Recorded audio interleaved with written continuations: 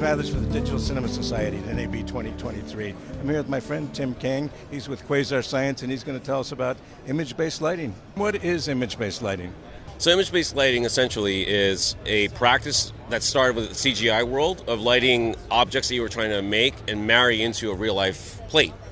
You took a 360-degree photo of the world, and you mapped it around the object that you're lighting, and that became the light source. That photo becomes the light source, right?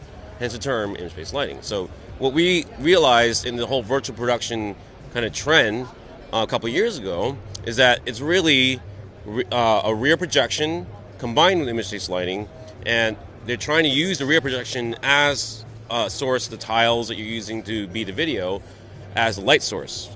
But there's a lot of actual physical limitations of these tiles. The spectrum is really poor, which gives you really bad color rendition on camera of skin tones.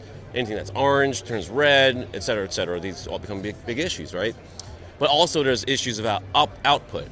As you can see here, we have a real-life driving plate, right, that was shot. And when you see these street lights fly over or fly by, the light has enough output to cast a more realistic shadow relative to the total environment.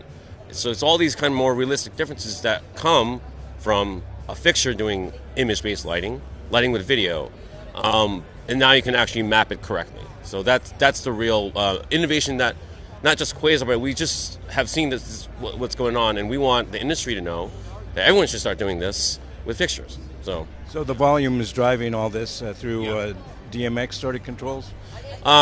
In some sense, yes. So this software here is called Assimilate Live Effects, and what they've done is they know how to unpack a video signal and use it, and also taking all the different inputs of whatever you need to drive, let's say, a volume. And then there's an interface over here where you can drag and drop on any part of that video, and that thing that you're dragging and dropping is the fixture, right? So you're just basically taking anything that you want to see, cropping it down or enlarging it up onto the fixture itself, because it's basically a video-based lighting source. So what I'm doing here is basically you can see that this video is driving the entire volume here. We call this a lighting volume because it's a rear projection, but the fixtures are basically creating the image-based lighting environment. So you have fixtures overhead. So when I move this around, you can start seeing that, for example, it says the word strat, and you can see that on the fixture above, it says the word strat, right? So what you can do is take any element of the video and crop down on it however you want, move it around, and make that your lighting environment. So perfect color rendition, perfect sync with what's happening in the video.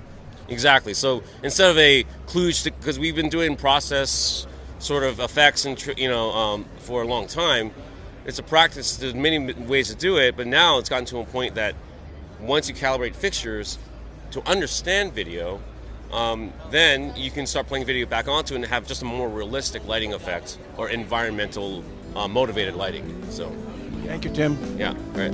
Thank you.